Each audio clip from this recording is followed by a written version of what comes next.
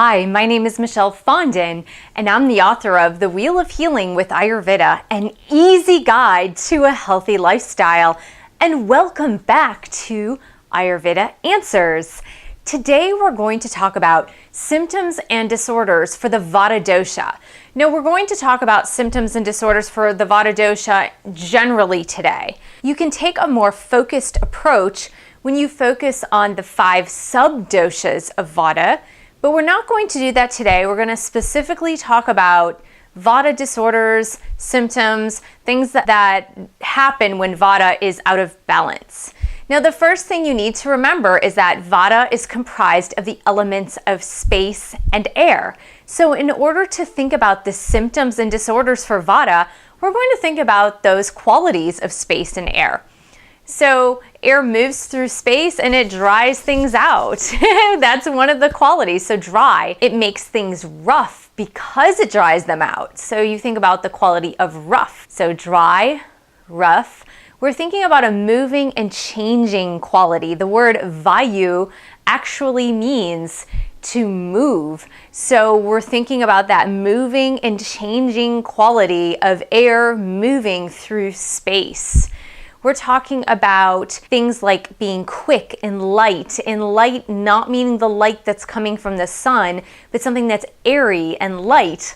Like when you fluff up some egg whites for a recipe or a meringue, you're making those egg whites light and fluffy. And that's what we're talking about. We're talking about the lightness of Vata. So just think about the different qualities of Vata, and that'll help you to understand the symptoms that are associated with a Vata type or the disorders associated with Vata. Now, there are natural propensities towards certain symptoms for each of the doshas, and Vata is no different. For example, a Vata type tends to have dry skin, dry eyes, dry hands and feet. You might see cracked heels, cracked and dried lips. So you think about those things, and that equals the dryness.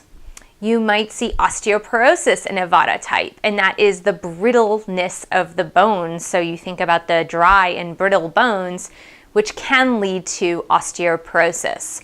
And the nutrients for the bones is reached through the colon as it draws in those minerals. And if it can't draw minerals from the colon, then the result is osteoporosis. So you think about the different things that need to happen that may not happen because of an imbalanced Vata dosha. Now, Vatas need to stay in routine. They need to eat regularly, sleep regularly. They should plant some roots and not move around too much. However, the natural propensity of a Vata type is to move around and to change jobs and change relationships and change locations and make it fun and exciting all the time, which can very much lead to imbalances. So let's explore a little bit more of the imbalances of the Vata type. We already mentioned dry skin, dry eyes, cracked hands and feet and lips, things like that. But also you need to think about the dryness on the interior as well. One of the ailments is called malabsorption, or the lack of absorption of nutrients through the food that you ingest. Now, the absorption is typically starting to happen in the small intestine. So Vata imbalances can create that lack of absorption of nutrients, creating this nutritional deficiency, or maybe just, lack of minerals in the bloodstream, or maybe an iron deficiency. So we're looking at different things that happen because you're not drawing in the nutrients from the food that you need to and utilizing them throughout the body.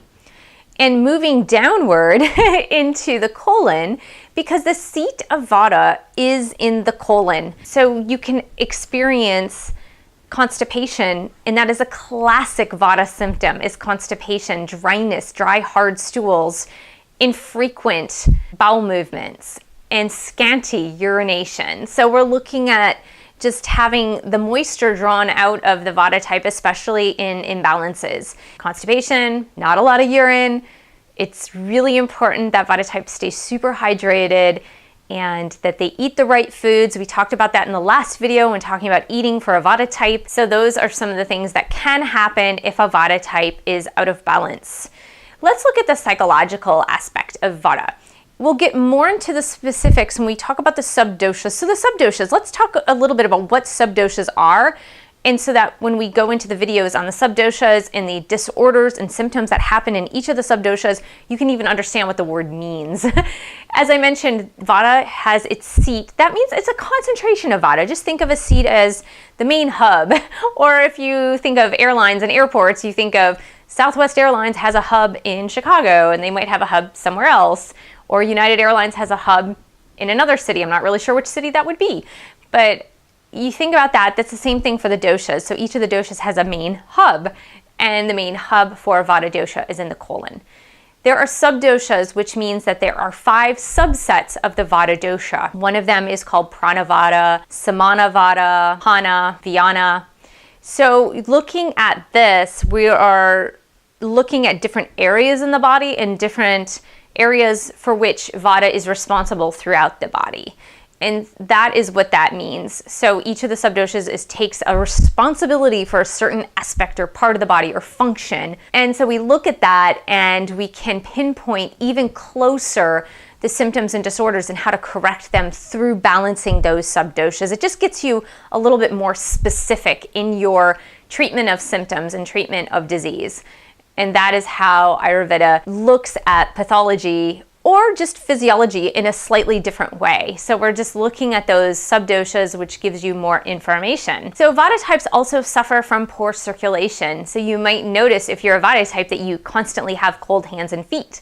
Now we are in a Vata season currently where I'm filming. I am filming in Virginia, Northern Virginia, in the area of Washington, D.C. So we are in late fall and it is super chilly with a lot of wind. So those two things, chilly with a lot of wind, that aggravates Vata dosha. It brings Vata out of balance. And so I'm experiencing extreme cold hands and feet because my circulation isn't optimal, being a mostly Vata type.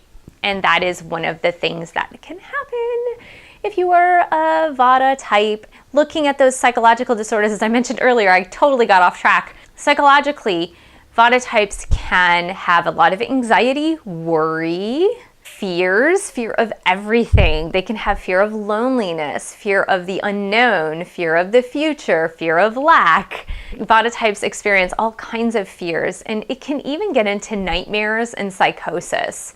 If it's really out of balance, it can go into more psychological disorders like generalized anxiety disorder, manic depressive disorder. A lot of the mental disorders are actually Vata disorders, and we'll explain that even further when we go into that subdosha explanation. Vata types can experience, as I mentioned, osteoporosis, arthritis. We're going to look at a little bit more of these neurological disorders, such as having tremors or tics. Those can happen in extreme cases of Vata imbalances, heart palpitations, an irregular heartbeat. Those things are also in the realm of Vata symptoms and disorders. Why is this really important to know? It's important to know really for treatment. So if you're looking at an integrative medical approach to healing, which I would highly recommend, don't discard Western medicine completely. There are many good things about Western medicine. There are a lot of great things about Ayurvedic medicine and other holistic medical practices. What I would highly recommend is to take an integrative approach, marrying both ends and hopefully staying healthy enough that you can focus more on preventive medicine than curative medicine. And really that's the goal here. But the information that you get through the doshas and through these symptoms and disorders can help you to treat these things, can help you to balance that particular dosha under which fall these certain symptoms and disorders, so that you just have an awareness of, oh yeah, I'm experiencing these heart palpitations. It very well may be a medical condition, but also I can help it along, I can help the healing along by balancing that Vata dosha and taking a look deeper to see what else is really going on here. It could be a neurological disorder, a psychological disorder, it could be just suppressed emotions that are happening, and that's usually the case for a Vata, where they tend to take some sort of amount of emotional baggage inside of them because they tend to blame themselves for a lot of things. And then that emotional baggage come out as tics. It comes out as tremors, nervous tics, the shakes, things like that. Seizures are also a neurological disorder that happen through a Vata imbalance. Another thing that happens when Vata is really imbalanced is breathlessness. So breathlessness can indicate either a physiological disorder, such as just breathlessness or shortness of breath through anxiety or nervousness, or some other psychological disorder that equals the breathlessness, or it can be pathological, indicating something more serious, such as congestive heart failure or some sort of heart dysfunction. In that case, of course, you want to see a doctor for that. Generalized pain or lower part of your body pain, such as sciatic pain, lower back pain, pain in the hips and thighs, those are all Vata disorders as well as PMS, ladies. Premenstrual Syndrome is a Vata disorder when it is translated as bloating, lower back pain, even sciatic pain, as I mentioned, constipation, and even pain and weight gain in the thighs. Those all indicate premenstrual syndrome, distress through Vata dosha in that case. Now, what do you do with this information? So, of course, I've pinpointed a lot of symptoms and disorders that equal a Vata imbalance or are because of a Vata imbalance. And so now you need to think about what you want to do with this information. I would say make sure you take an integrative approach. If something doesn't feel right, if you know you're having a symptom or disorder, I would say first contact your healthcare provider.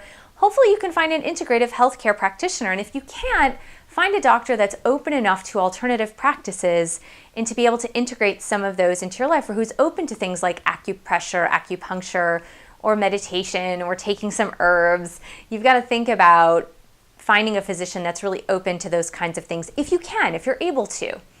If you have a medical condition that is detected and that is being currently treated, you can always balance your Vata dosha through nutrition, like we mentioned in the last video. You can do it through lifestyle, seasonal routine, daily routine, taking kitchen spices, and we'll talk a little bit more about kitchen spices. I have my new book coming out called Enlightened Medicine, Your Power to Get Well Now, in which I dedicate an entire chapter to herbal medicine, and in specific, one section is dedicated to healing through foods, and in particular, healing spices and herbs. So looking at that, that's always really safe to integrate because they're readily available in your kitchen. You can add them to your food. So thank you so much for joining me. Please subscribe to my channel below, share this video with friends, family, and your dog, and please support me on Patreon. I don't get paid for these videos. I do sell some books, but it's really not enough to make a living. So please, if you love these videos, if you like what I do, please subscribe to Patreon. You can donate $1 a month, $5 a month, $3 a month, $10 a month, whatever it is. It's to support the artists in your community. And if you're watching these videos, you are part of my community. So it's www.patreon.com/Michelle S. Fondin. Leave a comment below, make it positive, make it constructive, ask an inquisitive question. And the question of the day is, what Vata symptoms do you experience on a regular basis?